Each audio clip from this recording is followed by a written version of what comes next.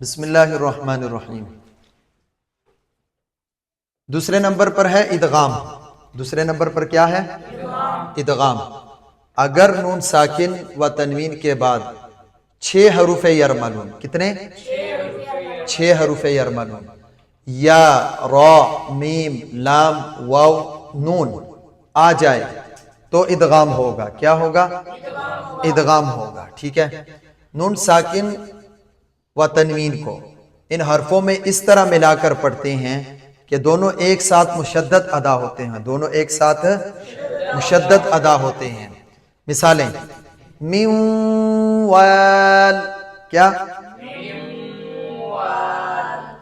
اصل میں تھا نا من وال، کیا تھا اصل میں؟ من وال تھا، ٹھیک ہے۔ تو جب ہم نے ملایا آپس میں تو کیا ہوا؟ من وال، سمجھ آ گئی؟ اسی طرح تنوین کی مثال بحجارت من، سمجھ آ گئی؟ اصل میں تھا بحجارت من، سمجھ آ گئی؟ تو کیا پڑھیں گے؟ بحجارت من، سمجھ آ گئی؟ اسی طرح ہدن لل، ہدن لل، کیا؟ سمجھ آ گئی؟ ہدن للمتقین۔ اب اگلی بات، ادغام کی 2 قسمیں ہیں۔ ادغام کی کتنی قسمیں ہیں؟ 2 قسمیں ہیں۔ نمبر 1 غنہ کے ساتھ۔ کس کے ساتھ؟ غنہ کے ساتھ۔ جیسے ہم نے یہ پچھلی مثالوں میں پڑھا، من وال، یہ غنہ کے ساتھ ہے۔ بحجارت من، یہ کیا ہے؟ یہ غنہ کے ساتھ ہے۔ کس کے ساتھ ہے؟ غنہ کے ساتھ ہے، ٹھیک ہے۔ یہ 4 حرفوں میں ہوگا۔ کتنے حرفوں میں ہوگا؟ یا نون میم واو ینمو، ان 4 حرفوں میں غنہ کے ساتھ ہوگا۔ ان 4 حرفوں میں غنہ کے ساتھ ہوگا، ٹھیک ہے۔ نمبر 2 بلا غنہ، بغیر غنہ کے، یہ 2 حرفوں میں ہوگا۔ کتنے حرفوں میں؟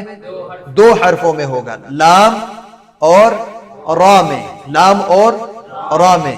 جیسے ہم نے پڑھا ہدن لل، ہدن لل، سمجھ آ گئی؟ یہ بغیر غنہ کے ہیں۔ ہدن للمتقین، تنوین کے بعد لام آ گیا، ہم نے پڑھا کہ لام میں بغیر غنہ کے ہوگا، بلا غنہ کے۔ ہدن للمتقین، ٹھیک ہے۔ اسی طرح 7 جگہوں پر یہ قاعدہ جاری نہیں ہوتا۔ 7 جگہوں پر یہ قاعدہ، 7 جگہوں پر، کتنی جگہوں پر؟ 7 جگہوں پر یہ قاعدہ جاری نہیں ہوتا۔ نمبر 1 صنوان، ہونا تو یہ چاہیے تھا نا، صنوان، سمجھ آ گئی؟ صنوان، ٹھیک ہے۔ لیکن یہ قاعدہ یہاں پر 7 جگہوں پر جاری نہیں ہوگا۔ وہ 7 جگہ یہ ہیں: صنوان، قنوان، بنیان، دنیا، یاسین والقرآن، نون والقلم، سمجھ آ گئی؟ من، سکتہ، راق، سمجھ آ گئی؟ ان 7 جگہوں پر قرآن مجید میں یہی 7 جگہیں ہیں، ان میں یہ قاعدہ جاری نہیں ہوتا۔